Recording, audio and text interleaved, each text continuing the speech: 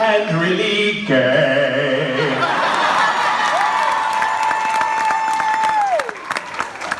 Oh, I'm exhausted now. How are we all? Well, I'm sorry it was a little late in starting. However, let me just get rid of this. Do I look good in this?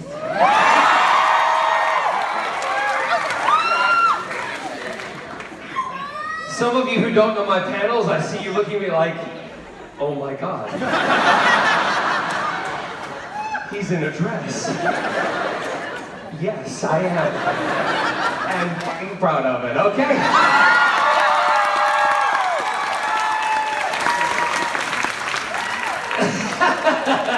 Because I don't get to do this at home, but I get to do it when I'm with all of you. No, for those of you who are used to it, I do different cosplays at different panels. And today we're doing a little bit later, we're doing a cosplay photograph. But I'm gonna take a vote from all of you on which outfit I'm gonna wear. And by the way, I'll be giving high heel walking lessons to some of you ladies who don't know how to walk in them. And also to some of you men. Because girl, you gotta learn to do that little drag.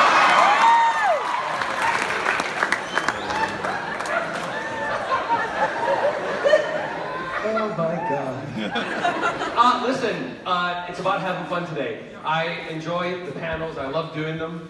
I love that you're all here. The reason we started a little late is because people were around the corner lining up. My motto is we do not start till everyone's in the building, so.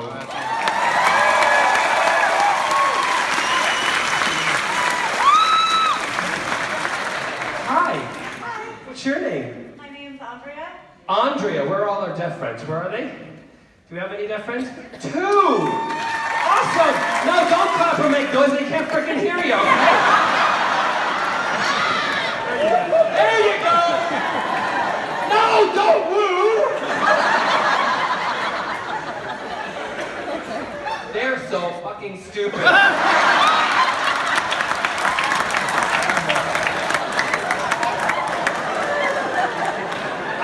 Good things in sign language. You know that, you know that, you know that, you know that, right?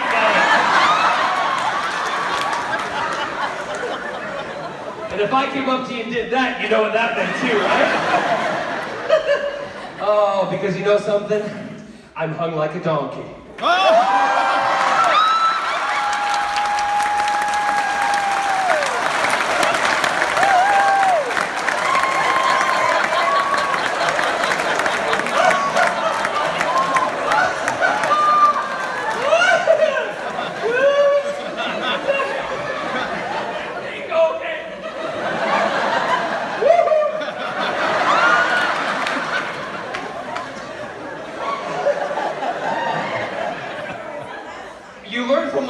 I know you've never forgotten, have you?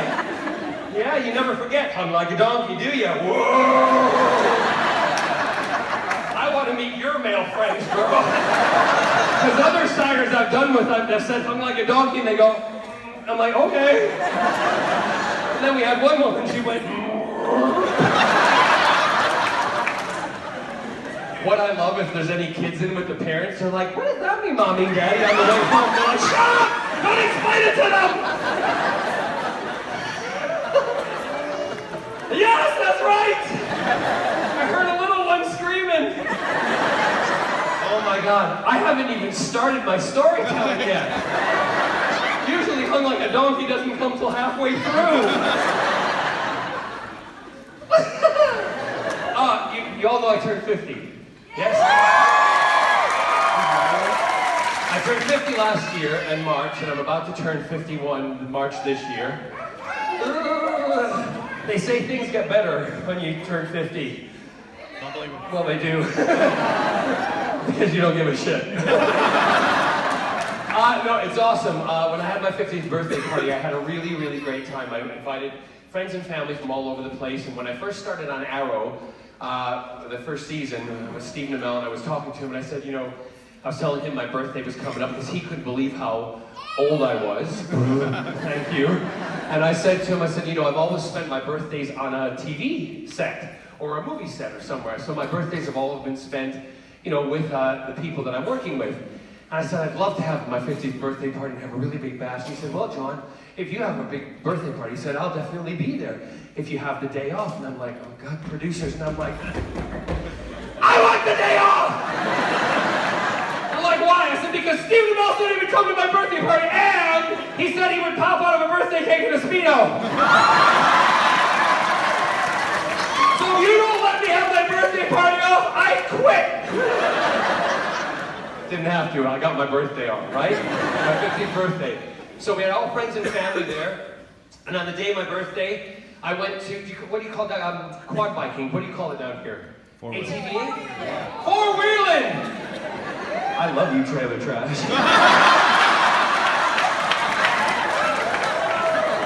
That's a girl after my own heart. Yeah, a guy! Oh, okay. All right, a guy. That's fine, no problem. I can go both ways. Don't you worry. All right, put my foot in that one, didn't I? So we go four-wheeling and we're standing with the guy. Now, I've been there before. Did you all see that for my 50th birthday I shaved my head? Yeah, and I wanted to see, because this isn't real. No, it's not a wig, it's real hair.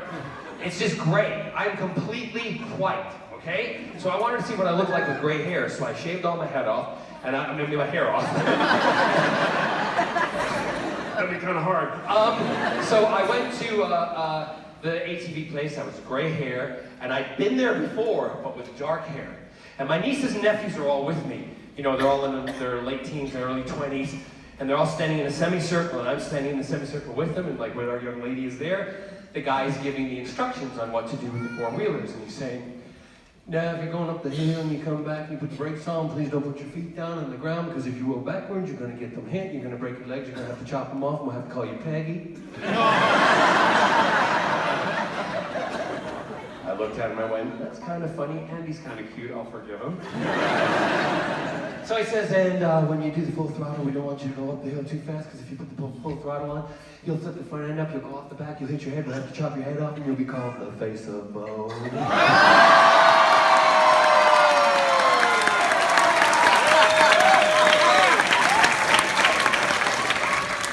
You're going up in my estimation. And I kept looking over at him, and he kept looking over at me, and he says, and if you're going to go down the hill real fast, and if you go down the hill real fast, and you're coming down to the bumps, and you see the...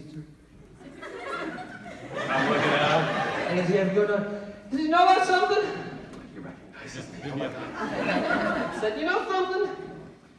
You look an awful lot like that guy from the television. Malcolm Merlin. Except a lot older.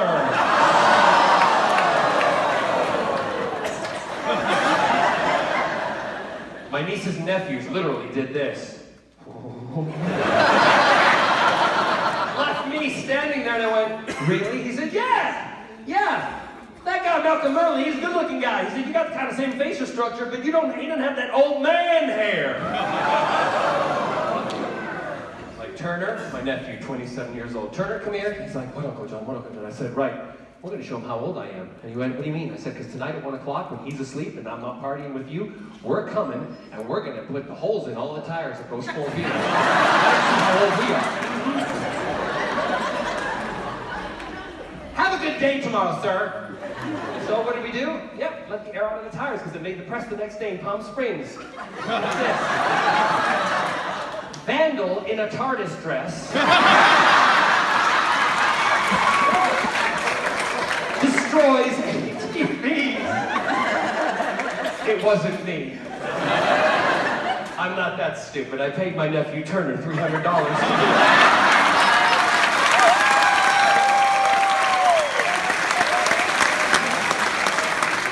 I promise you I didn't let the air out of the tires, I promise you. He didn't do that either, but I did pay him $200 to walk around in a dress for a couple hours, but it was cool. So anyway, we went to the house that night. Everybody's there, party's getting started, we're getting everybody going, it's gonna be fun, the dancing's happening, the house has been cleared out. I had nothing to do with anything, didn't know what was happening until halfway through the evening and I'm dancing, and Kelsey, have you all met Kelsey, my assistant and co-partner? Kelsey! This is Kelsey, everybody! Not only does Kelsey work with Entertainment 13, the company we have together, we're partners in that, where we represent a lot of actors for the cons and stuff. However, Kelsey also manages my life and Scott's life, all right? We need her. She knows when I have to pee. Right? So, Kelsey's sitting with us, and she comes over to me and she says, "You need to sit down." I went, "Why?" She said, "Just sit down." The lights all went dim. I sit down, and she went, "You're gonna love this." I went, "What do you mean?" She said, "Just trust me, you're gonna love it." And I sat down, and I'm sitting, and all of a sudden the lights go down, and everyone starts singing "Happy Birthday." And I see coming down the long hallway from my master bedroom, coming down the hallway with birthday cake, with my face on the cake, with the candles glowing and burning. I see two glistening naked bodies. One of them is my friend Keith Jack, who I've known for years, who's fit as a fiddle and much younger than me. And he walks out, and next to him is Stephen Amell, greased up, and in a Speedo. Kelsey looked at me and went, "Mm-hmm." And I was sitting next to her. I said, "Kelsey, is that amazing? Really? This is for real?" She's like, "Yes, it's for real. Just blow up the candles." I was like, "Blow up the candles? Jesus, stop me from doing anything else." She said, "You're gonna love me." I said, "Why?" She said, "I helped him get ready." She helped him get ready in the bedroom, and she said to me, "They were doing push-ups on top of each other." I went, "On top of each other? What do you mean?" She said, "Like, totally on top of each other." I said, "That's what Scott and I do on a Friday."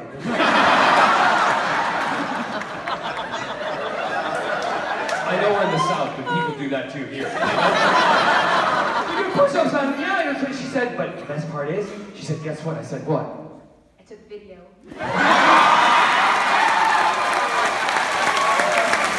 No joke! She has the video! We just rewatched it the other day! In fact, it was shirtless. They're pumping up on the ground, they're shirtless in their Speedos doing push-ups on top of each other. I told Stephen Amell, if I am not back on Arrow in 2 or 3 years, I'm putting that online. So I go, I blow out the candles, I have a great thing, and Keith is dyslexic, okay? Bless Keith, he's dyslexic. He thought he wrote JB on his chest. He walked out and said, "BJ, I thought Christmas is coming!"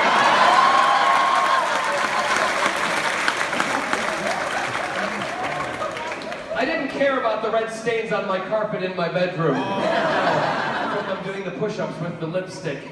Anyway, we'll finish there, won't we? Kelsey, everybody!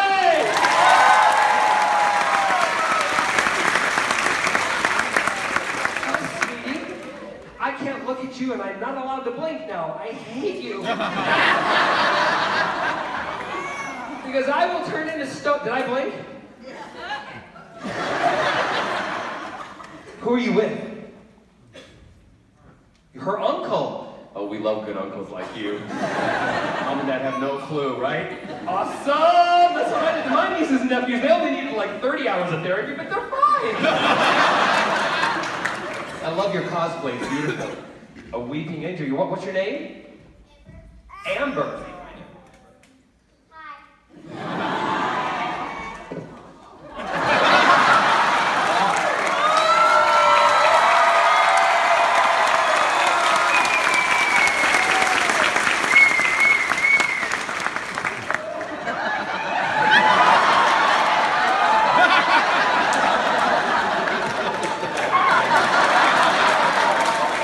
Me too. Don't take any pictures yet. I'll show you all at once.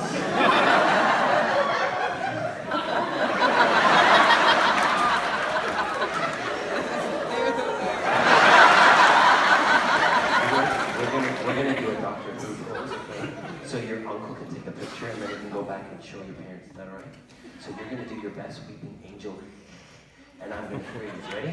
I'm going to count 3. 1, 2, 3.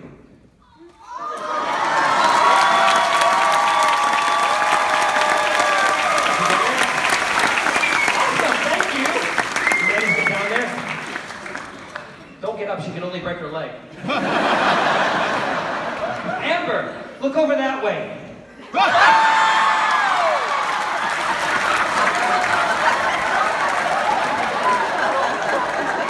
Look how red your uncle's getting. He's gonna any minute. You turn a little red too. You don't know what to think.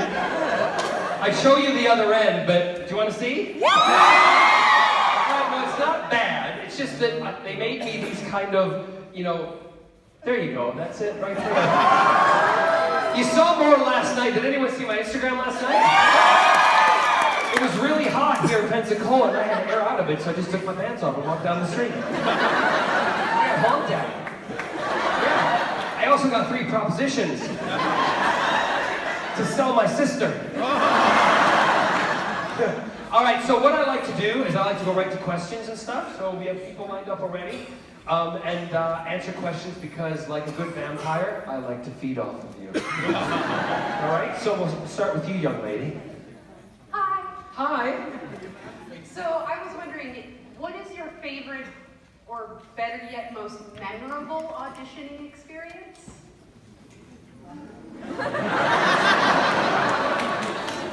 You want the one where the couch was involved? I'm kidding. Listen, we have to be able to laugh, all right? My most memorable or favorite audition? I don't know if I have one kind of favorite. I never answer really favorite questions, so just get that out of the bag right now. So think of a different way to propose the question. Because once I say favorite things, you guys never let me change my mind, all right? So for me auditioning, I don't like to audition. I don't. Not because I don't have to, I still have to audition. I think it's the most stressful process you have to go through because basically you're standing in front of 4 people, one of them's eating a bagel, the other one's sipping a coffee, and the next one's on their phone. And if you don't look right when you walk in the door, you're done. It's thank you before you even get to some of the lines, right? However, I used to do things that would catch their attention.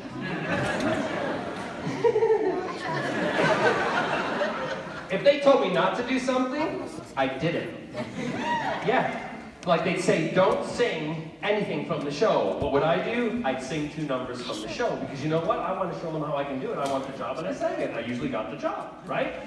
Or they would say, dress in a specific way. And I'm like, what? You're telling me how to dress to come to an audition? No. I know that it's Cameron McIntosh. And you know what Cameron McIntosh is?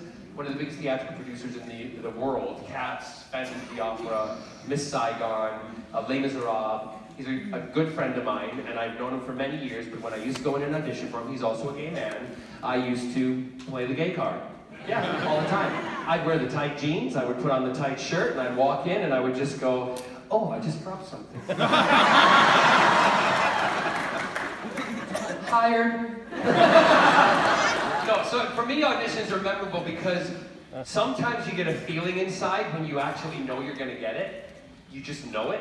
And I love that feeling because I like to walk in, because when I walk into an audition, especially when I was doing musical theater in the UK, and I used to walk into an audition because I'm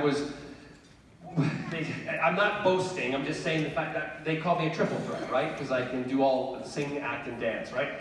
So I used to come in and to the audition, I could literally see other guys when they were in there. When I was in my 20s, they'd be there going through lines, songs in their head, then all of a sudden they'd see me walk through the door and they'd go,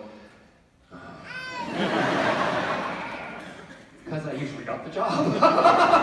Yeah, but it was fun. It was a good thing, and then it became a big competition between all of us. And most of us all are now friends in the business, and they're all still working, and I'm working.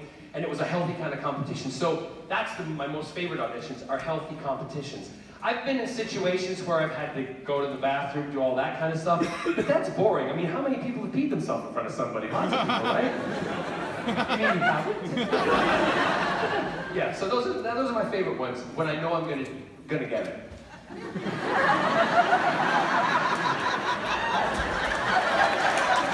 I don't know how to answer that. Is that all right? Good. What? Perfect. Thank you. I know. Thank you, sweet. Next. Yes. Hi. Hi. First, I just want to say thank you so much for your enthusiasm for coming to Pensacola.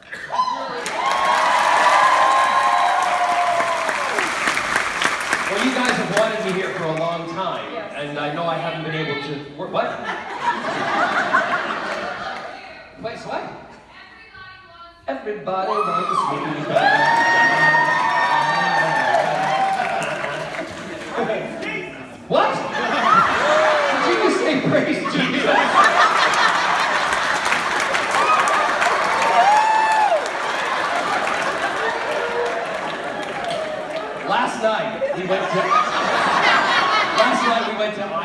restaurant? Don't worry, I won't forget about you, honey. We went to iron the restaurant and they had like a podium outside, literally. And I stood at that podium. There was a bunch of people outside. And I just walked up to the podium and went, "Hallelujah, everybody! I'm gonna read out the menu to you in the style of religion." And I read down the whole menu, right? And everyone's looking at me like, "Oh my God, who is this freak?" And this lady came out. Now, I know how to say gnocchi. Do you all know what gnocchi is? It's not gnocchi, it's gnocchi. No, pasta. You know, the potato pasta. They're lumps, right? I was being stupid. And I said gnocchi. Because I was having fun. Well, Miss Thing walked out, a little tipsy. She went over and she went, "It's gnocchi." Her husband grabbed her by the arm and dragged her away, and I went, "Bitch, I know it's gnocchi! I've probably been to Italy more times than you've eaten gnocchi!"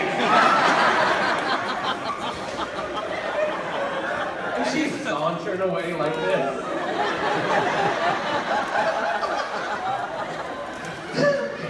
Sorry, my brain fires and I go off on tangents if you haven't already known. But that's where Praise Jesus came from last night, right? Yeah, hallelujah. Got it. Yes, my dear.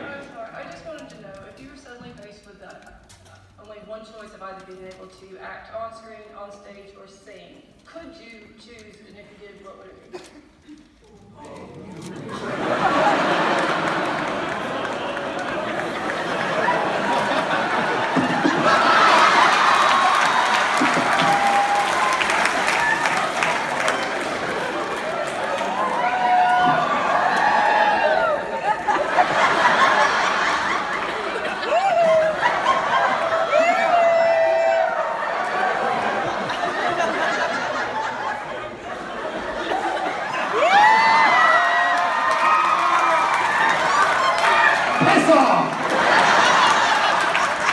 Sound department, if your mic's damaged, don't worry, I'll buy you a new one. Because you ain't gonna want this one back. Hi! And what's your name, dear? Christina! Another round of applause for Christina. Hung like a donkey.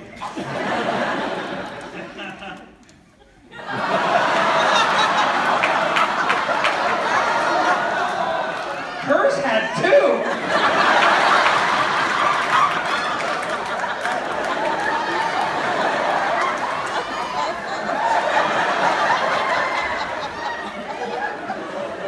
Hung like a pickle. Hung like a pickle.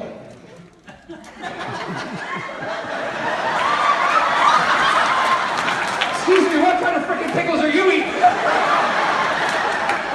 That's not a plastic dill. Dough?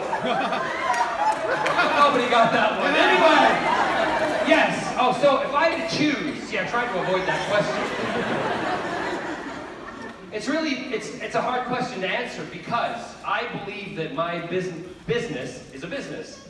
It's the entertainment business, and I'm not one of those actors who's so far up my own rear end that I'm like, I can't say, and I don't talk, and I don't do this, and oh my God, I'm gonna really get into the character. Shut up, just do it, right?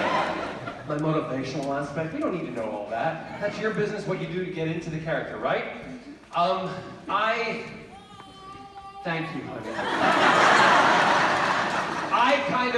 I believe that my job is like I know! I believe my job is like, I'm on stage! I'm joking, let her scream. She obviously heard you do it, so it's fine.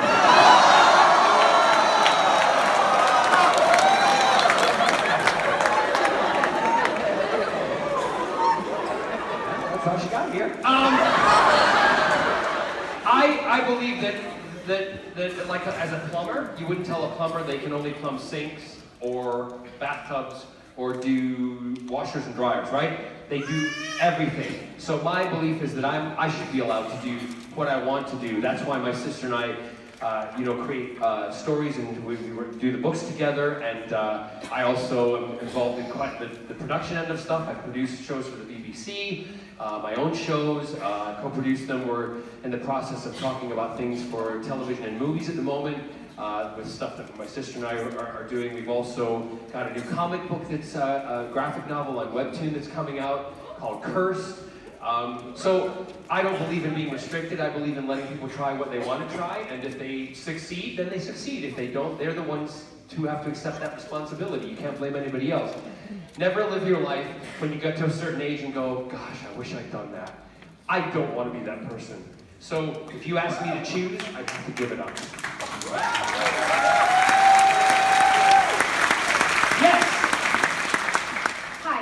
Doctor, doctor, give me the news. I got a bad case of loving you. Even though you're a girl. Anyway. How about the new doctor being a lady?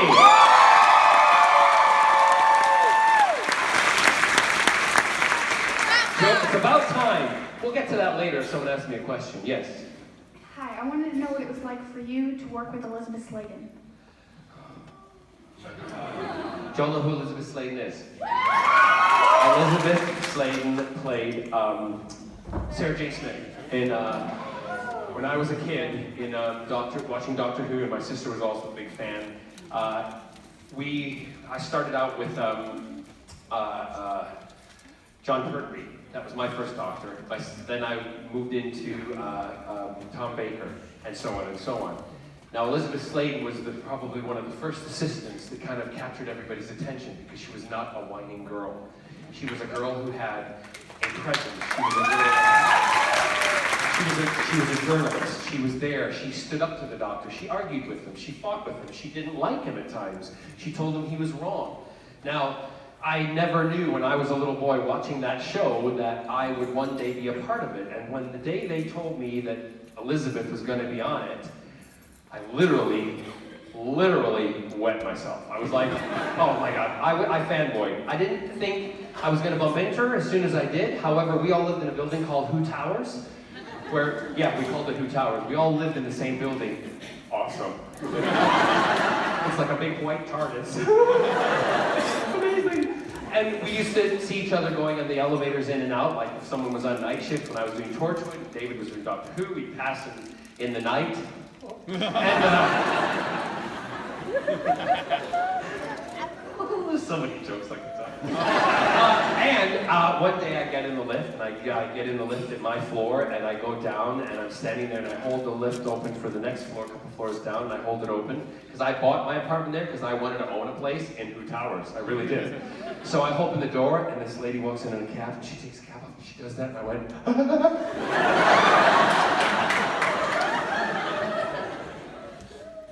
You all know this feeling in an elevator when someone walks in, right? I went,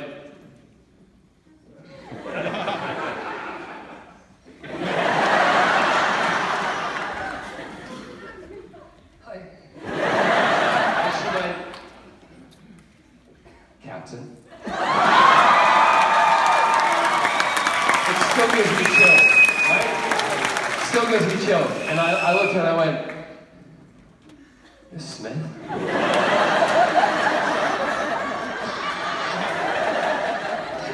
And she turned to me and she went, I hope that Sarah Jane and Captain Jack meet, she said, but Sarah Jane doesn't like guns, so she'll have to spank you. And I went, go ahead! There's nobody in the lift, ma'am! Anyway, so moving on to the time she went out, she let her husband in the door. And then they went upstairs and I went off to work. Then we were filming the sequence when we were all on the TARDIS. End of days, was it? Was it end of days when Russell had put all the positions? That we're all working, we never realized that each one of those sections was a position for us. I'm like, Russell, what the hell were you on when you wrote all this? It's amazing! And we came out, and was Davros, I think it was. Was it End of Days with Davros? Yeah, and Davros came out, and I was standing by Sarah Jane as Captain Jack. And I literally, if you go back and you watch it, you'll see John, not Captain Jack. and you'll see Elizabeth, because I grab her hand, and I go, oh my God, he still frightens me to this day as a kid. And I'm telling her the whole story while we're filming. And she's like, I know, it's amazing, isn't it? And then she goes,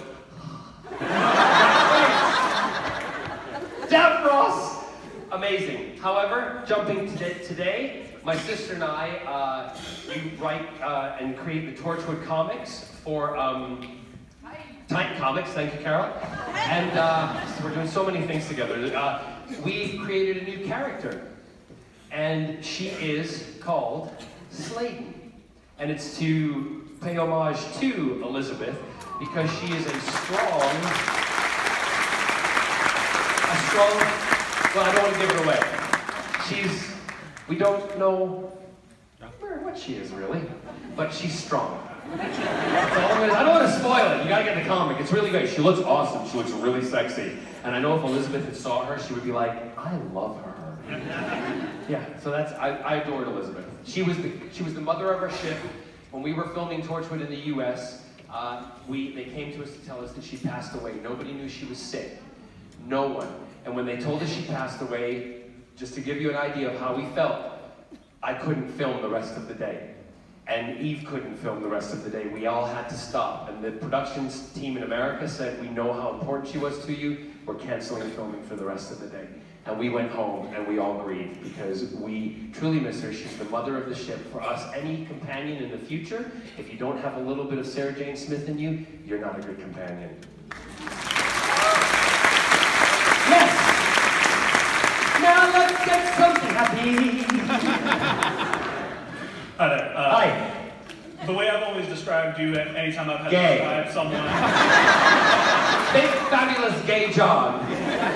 the way I've always described you to any of the heathens that have never watched Who or anything like that, is I've I always don't think described there's you any heathens in here. you're like a Disney prince that's come to life.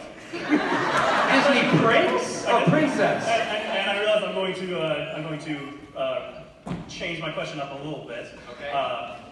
Especially in regards to your performances on stage. You're like a Disney prince come to life. And so my question to you is, if you could play any live-action Disney prince or princess, I have. who would it be? Well, I was the Beast in London's West End, and I played the Beast for a year. And that was, I think, was that the first show that Claire and Turner saw me in? Carol? Yeah. What? Oh, you're up there. She's got such a big voice, I think she's back there. Yeah, so I've been the Beauty and the Beast, and I was the first prince. If you look it up online right now, John Barrowman, Beauty and the Beast, it comes up as me, not as the Beast, as the prince. It was the first time they ever used the image as the prince rather than as the Beast, because... well...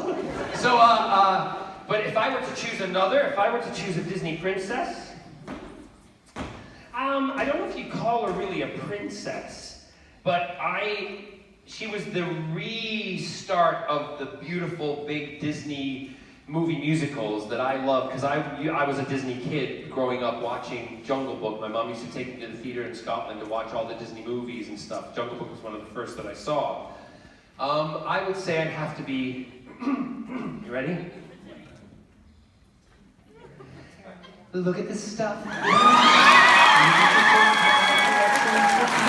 Don't you think I'm the girl who has everything?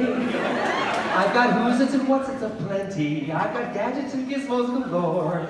You want thingamabobs? I got 20. No big deal, but who cares? I want more.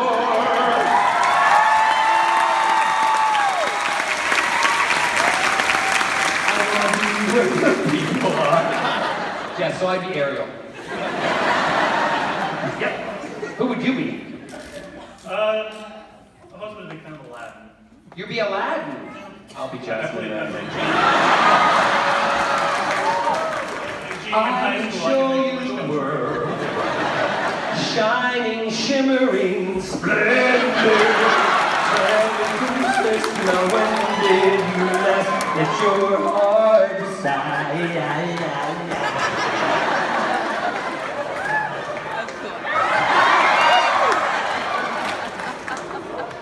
And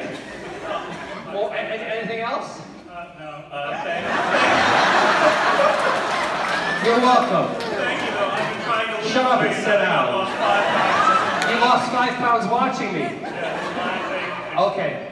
Hopefully not. Oh, yeah, I was gonna say. Sit down. I'm gonna quibble on my head. Quibble. Fine. Yes. First of all, thank you, Mr. Barrowman, for making my first con an amazing Call me John. job. Mr. Barrowman's my dad. And thank you for letting me spank you, though none of my coworkers believe it. That spanked you yesterday. I let you spank me? I didn't get a picture.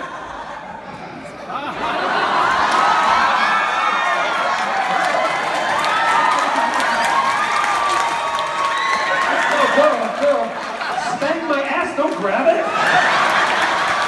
If you want to spank me, spank me. Spank you. No, you're not gonna get a picture of it, just spank me. Spank me. Spank me. Spank me.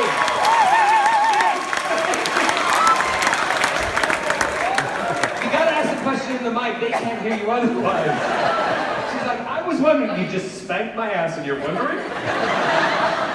But this whole trip was for my god sister. I was wondering if you'd wish her a happy anniversary. Happy anniversary wherever you are. Emily Where is she? Walker, stand up and wave. Where? Emily. What's her name? Emily. Emily. That's a good name. It's my grandmother's name, my sister's middle name. Yeah, you're as weird as my sister then, right? Thank you. Don't wash that hand for a while. Yes, my dear, look at you. I wanted to ask, how are you doing today? Okay, I'm gonna tell you by action. Ready?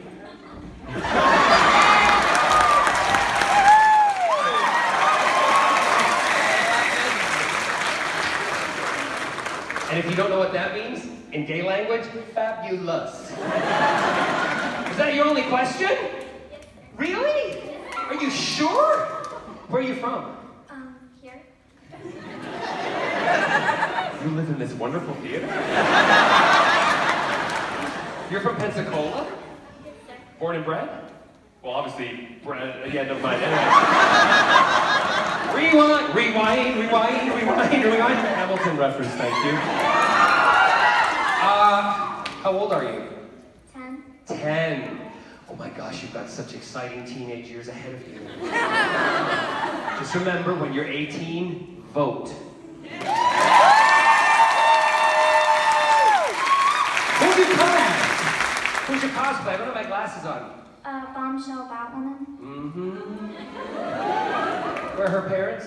Where are her parents? Are you mom? Grandmother. Oh, another one who brings it without the parents doing. Good for you, grandmother. And you're like, honey, we're dressing you up as a bombshell. Okay? Just don't tell your mom and dad I'm giving you a bat. To beat the crap out of people. Don't. Yes, over here. Hi. Oh my God, I love your dress. You're a TARDIS too. I'm just wearing the same dress as you. I know, I've been in you.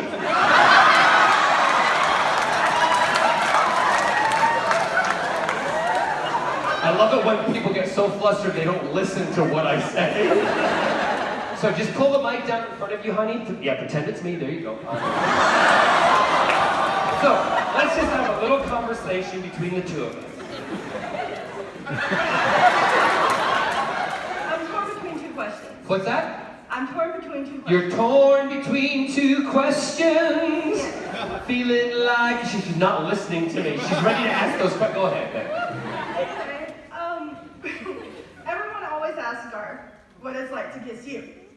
Okay. I have to ask you what it's like to kiss Garth instead. To kiss who? Garth. Garrett. Gareth, yes. Yes, Sorry. Yanto. Don't worry. I know it's very difficult to ask questions when you're very excited. I totally get it. I get it. Can I tell you a little story? Yes. Gareth and I and Eve were filming a sequence. By the way, they've given me 2 hours, not an hour. So if I go over, I go over. All right? You're okay with that, right? So Gareth and I are filming. We're filming a sequence where we're in the greenhouse in Torchwood. We're meant to be doing a scene where I'm supposed to kiss him passionately. We're supposed to be making out, and Eve is meant to walk in and interrupt us, okay? Now, we've done scenes like this before, but I'm always very conscious when I'm kissing someone. Gareth is not gay, but he's one of the younger men of his generation who really, he's like, a kiss is a kiss, I don't care, it doesn't matter. I like you, and I play the character as someone who is in love with Jack. That's all totally cool. So, but I still always am like, when I kiss you, I'm gonna kiss you really passionately, and we're not gonna do tongues or anything. We're just gonna make it look, because I hate on television when they do kissing like this. Nobody kisses like that, right? I mean, come on, it's like, right? Yeah. So we make it look real without doing any of the stuff, right? French kissing, as we call it in school. So we were doing the sequence, and Gareth and I are fine, and I'm supposed to rub to Gareth's leg, right, and feel and do all sorts of stuff. So we're doing it. We're ready. We're gonna roll, and I turn to the cameraman, and I'm like, okay, get this. We gotta get it quickly because it's a little uncomfortable, and I don't want to make Gareth feel uncomfortable. And action. So we're going. I'm rubbing Gareth's inner thigh and his leg, and His pants are unbuttoned, and mine are We're dropping our clothes, and Eve comes and walks in, and she goes.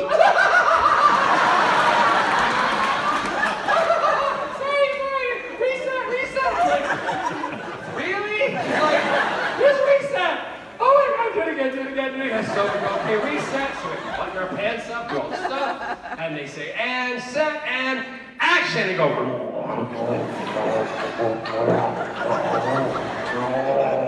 and Eve comes and she walks in, and she goes, I'm like, what are you doing? She's like, it's just so funny, you guys are like standing surrounded by bushes, and like, I'm like, can you just do it? 7 takes later. And action! When Eve walks in, she goes, I'm sorry, I just can't do it. I'm like, cut, stop it! Stop, what's going on? She's like, it's just too funny to see you two. I said, you've seen it before. She said, yeah, but that was at a private party. I'm like, you've seen it before, what are you going on about? I said, Gareth, I am so sorry. We've had to do this 8 times. We're gonna have to do it again. I'm so sorry about your leg. He said, John, you haven't been rubbing my leg.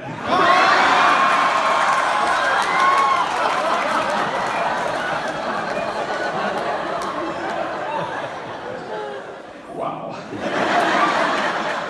So, what's it like to kiss Gareth? Amazing. Gareth, again, he's a non-judgmental young man. He's someone, when I see him, and he's a lovely guy, and he and I really connected with the 2 characters of the kind of relationship they had. And if all of you if you watched Torchwood, or if you've seen it, you know that the character of Yanto was not gay. He explained it to his sister that he just happened to love this man, and he didn't know why. And that was what Russell wanted to put across to the audience. It's not about what you are or who you are on the outside. It's about who you fall in love with. That's what defines your sexuality. So, you all right, girl? Is that it? Was that it? Yeah, you don't seem sure. Thank you. You're a great ride. Yes. First of all, thank you very, very much for coming. This has been the best panel, and I've been here every 5 years. Awesome. Yeah. Thank you for that. Next, March is the best month to be born, then of course. Okay. So you're obviously a March baby. Oh, no. And my question is, okay, so who is your favorite, who is your most memorable on-screen kiss? Someone's microwave just dinged. The most memorable? I think it has to be James Marsters.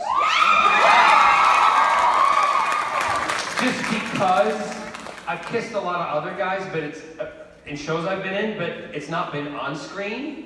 So, hey, listen, I have this thing. I don't know what it is. I mean, Kelsey says it all the time. She's like, I don't know what it is with you and straight men. They just want to kiss you. Because I've got all these work colleagues who are like, John, and I'm like, oh, anytime. So I think if it was James, James, because when we were filming that sequence, do you remember the sequence coming through the doors in the kind of spaghetti western style that we did? And it was like, and we walk up to each other, and nobody expects it. And again, I said to James before we did it, James, I'm going to kiss you passionately, I'm going to do it, we're going to have a great time, but I'll just be very aware. And he's like, no problem, dude, no problem, no. And he was apparently really nervous, okay? So I then said to the camera guys, I said, guys, when we cut, keep rolling. And go back and do it again. And I said to the director, you're going to do this as many times as I want. If I say do it again, you do it again. And they're like, John, we don't have time. I said, we'll have time. I said, you're going to make time because I get to kiss Spike.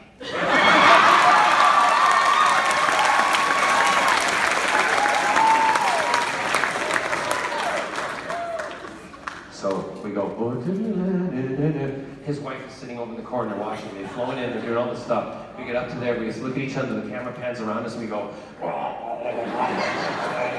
and cut! And I walk away going, and he walks over to his wife, and he's like, and then goes, makes out with her. To like reaffirm the masculinity, you know what I mean? And I'm like, oh, I got this one. So we keep doing it. We're on about, I'm not kidding you, about take 10. Okay? I love kissing scenes. And so I'm walking up to him and I go up to him and I go,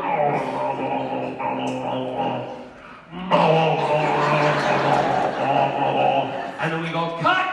And he turns around and I go, I walk away, camera guys are going like this, and he walks over to his wife.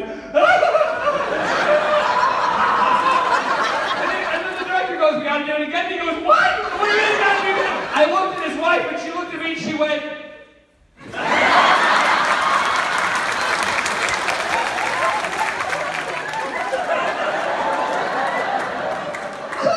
I walked up there the next day, we were having lunch, and I said, no, I said, you okay? She said, yeah. She said, that was the most fabulous sex I had last night ever. And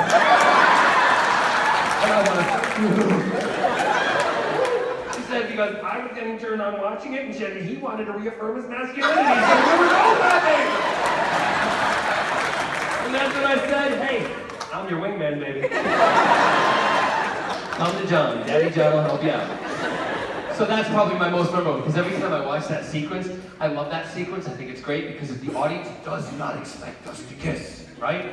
And we do, and all of a sudden, in my head, I'm going immediately, and we also did all the fight together.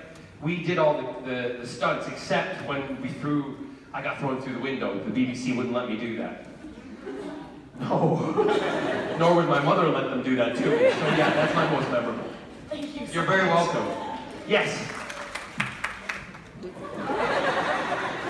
That's happened before. Just be Everything happens. What? In the theater, everything happens. It does. So I have a question and also a request. Okay. The question is, when did you know that you were in fact the face of the boat? The moment it happened. We've all seen that scene, and Whose phone's that? Wait, whose phone? Whose phone was that ringing? Where? Bring it here, bring it here. Oh, it's your phone. Is it still ringing? No, they're like, oh, I'm not giving them up anymore. Sorry. it's one of those most memorable scenes. I mean, I was stunned when I saw it. And You were stunned when I read the script. David Tennant got the script ahead of time. I don't like, well, we both got it at the same time, but I don't like to read ahead to know while I'm filming something what's going to happen in the next script until I'm almost done filming what I'm doing, because I don't want it to influence what I'm doing at that moment, right? Because I'm also a geek. I don't want to know what's happening. I don't want spoilers. I want to get it when I get it. So David got the script and he's reading it and he comes up to him during the lunch break to my trailer and he's like, I'm like, what? He's like, John, I'm doing the script and he read the script. I'm like, no, don't tell me anything. I'll piss off. Goes away. Next day. Don't make me read the script yet because you're like, just piss off, David. I'm ready yet. Off he goes back to his trailer. Next day, I start reading. I think I better read it. So I start reading it. I'm going up this trailer.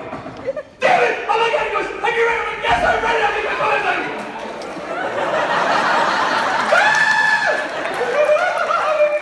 I'm a floating head.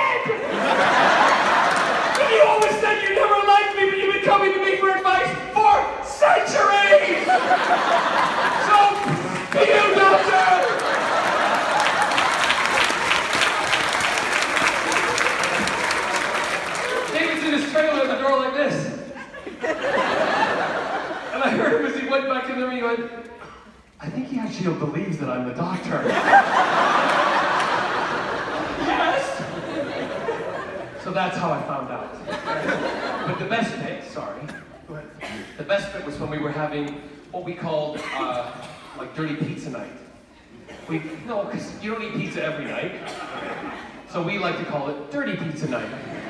It makes us feel dirty when we eat it. Because when you gotta fit into costumes, you kind of curb what you're eating, right? Also, when you know you have to run, and you and David are running together, and he's in Converse, and you're in Caterpillar boots with steel toe caps, you gotta be light.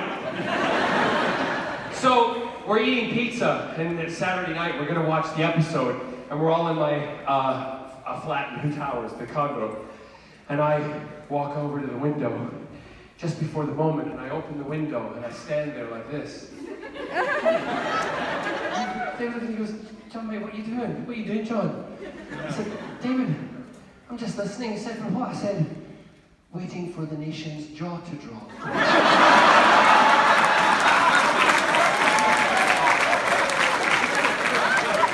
And it did, literally. You heard the whole nation go, and I turned around and went, you know, when I was on the Beauchene Peninsula, they used to call me the poster child, the face of Beau. Yes! Do you know I was the voice? Were you? Just kidding. I love that you all went there, that moment of... No! Excuse me, I think I'm just falling out of my room.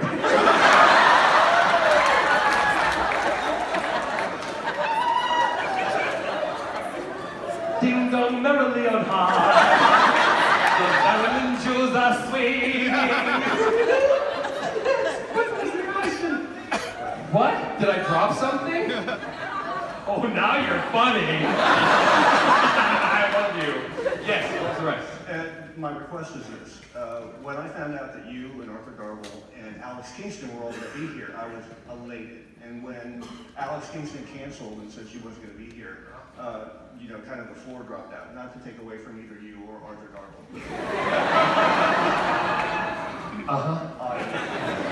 If you get an opportunity, if you would tell my future ex-wife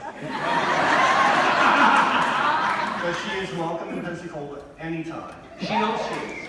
And in fact, we all speak, so we all know each other. And I text Alex every now and then.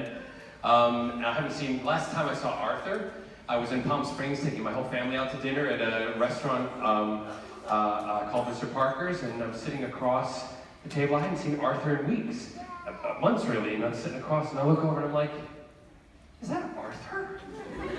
Huh? And I can see Arthur doing that whole, I'm not looking at anybody. And I'm like, bitch, you're gonna look at me. So what did I do? I sent him drinks. Really expensive drinks. Just to make him feel bad. And he got the drinks, and I saw the waiter put it down and go, the man over there. And Arthur, trying to be all polite, like you know what I mean? Like not trying to draw attention, went, John! Amazing. Anyway, and I know Alex, she'll probably come back, but there's lots of things happen during the week that we can't always discuss, that why people have to cancel. But just know that she's in your thoughts, and I appreciate that you still wanted her here, because I'll pass the message on to her. Yes. My question is more along the lines of: is there going to be another music album soon? I don't know. Soonish? I don't know. Have you bought my last one? I Amazon everything. You don't sell anything at Target here. Nothing. Target. That is my favorite store. No, seriously, I'm in Target. I call it Target. Because we have one in West Hollywood, and they have all the fancy stuff. I mean, there's stuff in West Hollywood that you find, like all the design, you know, they do those designer things. Like they're doing that Magnolia Home at the moment. Some of her stuff is nasty. Some of it is good, right? But some of it's really bland and boring, right? I mean, Chip, come on, give some pizzazz to it, all right? So I'm in there buying stuff, and people will walk past me and they'll go, and literally come up to me and go, oh my God, what are you doing in Target? I'm like, am I not allowed? I like Target myself. I love to come here and shop. I mean, half of the stuff in my house is out of Target. Thank you. But no, albums I don't sell at Target. You have to go online, or you can come downstairs where we are in the big building. Because I have the most recent one, You Raise Me Up, but they're going fast. And I'm only, online you'll pay like $12 to $18 for it, because it's an import, but I'm selling them for $5. Don't tell the record company. I'm giving you a deal. All right? And you can squeeze my butt when you buy it too. The album's called You Raise Me Up. There's a lot of good stuff. Would you like me to sing a song for you a little later? Would you like one from the album? Yes, over here. What? I just was over there. Yes, go ahead. Serious question. Okay, I'm gonna sit down for this one.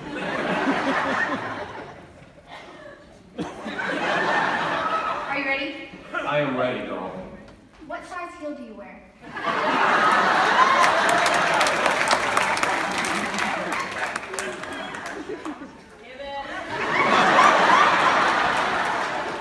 These are custom made for my feet.